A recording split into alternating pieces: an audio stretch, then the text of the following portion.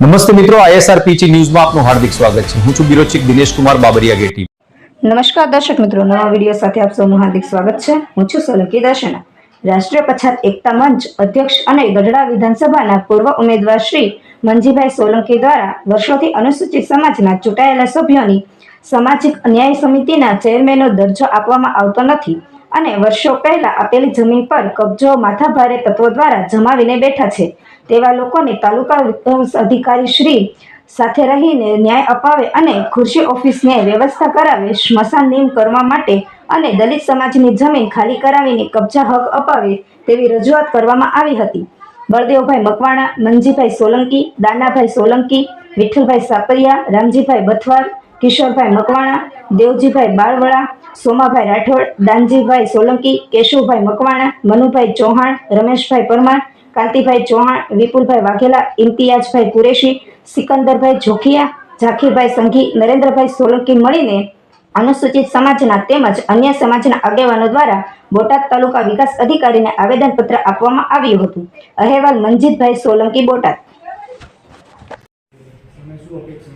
તેમ આપણે ચર્ચા થઈ મુજબ જે તે લગત વિભાગના મુદ્દાઓ હશે એ અમે લગત વિભાગને મોકલી આપીશું. ગ્રામ પંચાયતને લગતા મુદ્દાઓ હશે એ ગ્રામ પંચાયતને જાણ કરી અને એની પાસેથી લેખિતના અહેવાલ માંગવામાં આવશે. અને હું એવી આશા રાખું કે આપ પણ 10-15 દિવસ પછી અનુકૂળ થાય જે લોકો આવી શકો એ આવજો, ત્યાં સુધીમાં આપણને લેખિત જવાબ મોકલી આપીશ. આ બળદેવભાઈ મકવાણા છે. લખતર તાલુકાના અણિયાળી ગામથી આવું છું અને સામાજિક ન્યાય સમિતિના ચેરમેનના અધિકારના મુદ્દે 35-40 તાલુકામાં આવેદનપત્ર આપી ચૂક્યા છે અને મોટાભાગના ટીડીઓએ દરેક તલાટી અને સરપંચ પર પત્ર તૈયાર કરીને મોકલે છે તો ચેરમેન જે ન્યાય સમિતિના હોય એને સત્તા મળે, સુવિધા મળે, સહીનો પાવર મળે અને એમની જે સમસ્યાઓ છે એનો તાત્કાલિક ઉકેલ આવે એની જરૂર છે.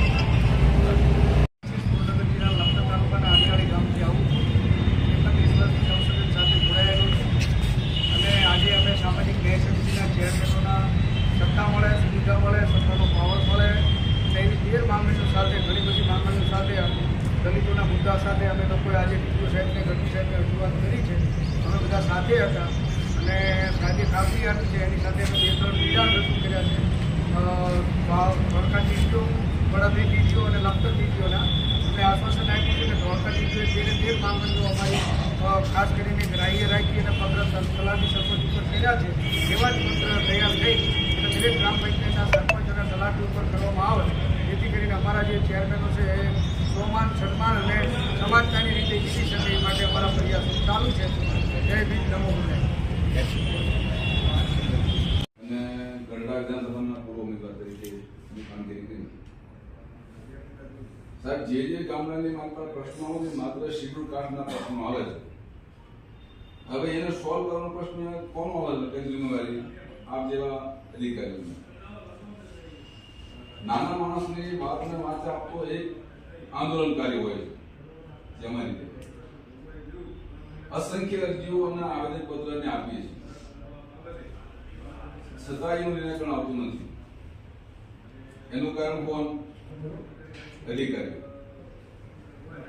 શેડ્યુલ કાસ્ટમાં માઇનોરિટી મોટા ભાગના 80% શિક્ષિતથી વંચિત.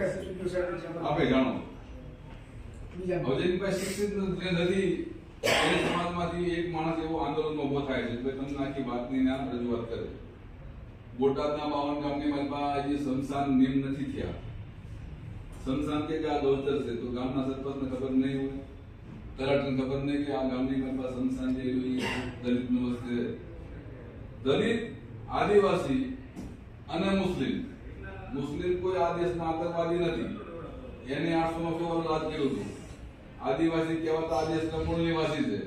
અમે આ લોકોના આ દેશના શેડ્યુલ કાસ્ટના લોકો છે. અમે તો ભાઈ ઘસાય કેટલા રાત સુધી પહોંચે છે, અમને કોઈ આવવા દેતું નથી. હાઈકોર્ટ, સુપ્રીમ કોર્ટનો આદેશ છે કે ભાઈ કોઈ પ્રતિનિધિ ચાલે નહીં. સરપંચ બેન હોય તેના ઘરમાં આવીને આપણે પાસે મીટિંગમાં બેસતા હોય છે. આપણે જિલ્લા પંચાયત તમે જોઈ લો, જેટલા ચૂંટાયેલા પ્રતિનિધિ મહિલા એક પણ આવતી નથી અને આવે તો ખાલી ફોટા ફગત જઈ રહે છે. એવા વ્યક્તિને હરકત આપણને સ્વીકારવા ન જોઈએ. હકીકતમાં જે કોઈ ચૂંટાયેલો પ્રતિનિધિ હોય મતદાન, રક્તદાન, ભૂમિદાન, કન્યાદાન અન્નદાન અને સૌથી મોટું હોય તો મતદાન છે. આ બધું આપી એમાં કોઈ જાતિ ભેદભાવ આવતો નથી. પંચાયતનો ચૂંટાયેલો પ્રતિનિધિ અહીંયા આવે છે આવતો નથી. હવે બેનને કઈ આવડતું ન હોય તમારી પાસે આવીને ફોટા પાડીને બે જાય. અમારી વાત રજૂ કોણ કરે? મારા ગામનો પ્રશ્ન છે, અમારા ગામમાં ચૂંટણી આવે જ નહીં ક્યારે. ત્યારે વખત ઓબીસી નામ આવી અમારા ભાઈ ક્યાં ગયા સરપંચ થયા તો બહુ ખુશીની વાત છે કે મારા દર્દની હોય ને દિલ્હીમાં તો મારા મોટા ભાઈને ખબર હોય દવા ક્યાં કરેલી. એને આઝાદી પછી 1981 સાલમાં પ્લોટ મળ્યા. તે પછી છેલ્લા 5 વર્ષ પછી 17,000 કરોડ મળ્યા. એ જમીનનો કબજો આજ સુધી 3 શતાબ્દી થઈ ગયા. એમને ગેરકાનૂની રીતે સસ્પેન્ડ કરાવ્યા. હું લેવા કે શેડ્યુલ કાસ્ટમાં થતો હતો. એ કબજો હજી આપના માધ્યમથી પણ આપણી પાસે હજી પડ્યું છે, ખાલી કરાવી. એટલે આ વસ્તુ જે રહી ને એ ન થવું પડે. કોઈ પણ ફરિયાદી આપણી પાસે આવતો હોય તો એની વાત ના સાંભળે તો આપણી પાસે પાવર છે. હું 2012 મળ્યો તો જિલ્લા વિકાસ અધિકારી ભાવનગરમાં દોસ્તને એટલે ખુલ્લું કીધું કે તમને નો સાંભળતા તમે પોલીસ લઈને આવ્યા, એનો સાંભળતા એસઆર ઉતારો ને તમે ત્યાં બધું આવે છે પણ તમે આનો ઉપયોગ નથી કરતા. એક ચોક્કસ કોમને ગુજરાતની મારી પર ટાર્ગેટ આવ્યા છે એનું કામ કરવું પડશે. આપણા લીપાપુરી કરવું એક બોટાદના એક ક્લાસપતિ કરી કીધું કે ભાઈ તમારી અરજી આવી બહુ સમજાય જેવું છે. જેમ આખી અરજી આવી છે, અરજીની મારી પાસે એક મારું આધાર કાર્ડ સામેલ નથી. શું કરો તમે તમારા માણસો એક 25 રૂપિયાનો ટપાલ લઈ કે તમારી અરજીની મારી પાસે આધાર કાર્ડ ન હોવાના કારણે આપણી અરજી ફાઇલ કરવામાં આવે છે. ભાઈ એમાં નંબર લખ્યો તો ફોન કરો તો મંજીભાઈ તમે કાર્ડ આવતો તમારું આધાર કાર્ડ લેતા આવજો. આ નથી કરતા. કારીની ગામમાં 1982 માં જમીન આપી છે વાલ્મીકીને. એમાં જૂની ભાષામાં ભંગી લખ્યું છે સુધીની વાલ્મીકી જોતારીમાં ભરવાડ થઈ ગયું. કરવાવાળા કોણ? નાગરપંથની માલપા જમીન આપી 2 ભાઈને અજામ છે બાબર. એક ના ખાતે જમીન રહી ગઈ અને એક ના ખાતામાં જમીન કે કોળીની એન્ટ્રી પડી. આવા તો બોગસ કામ બોટાદની માં બને. ગુજરાતમાં કેટલા થયેલા છે ભાઈ. આપની જો સારા અધિકારીઓ છે તો તમને ન્યાય મળશે. અને જે કોઈ માણસ તમારી પાસે આવતા હોય એ માણસ કંટાળ્યો હોય ને ગામથી ત્યારે આપણી પાસે આવતો હોય બહુ મોટી આશા રાખતો હોય છે. એટલે આપણા પાસે અમે આશા રાખીએ છીએ. આજે લોકો આવ્યા છે બધા પોતાના કામની વેદના લઈને આવ્યા છે. એને આપણા માધ્યમથી ન્યાય મળે એવું કામ કરશો એવી મારી આશા છે.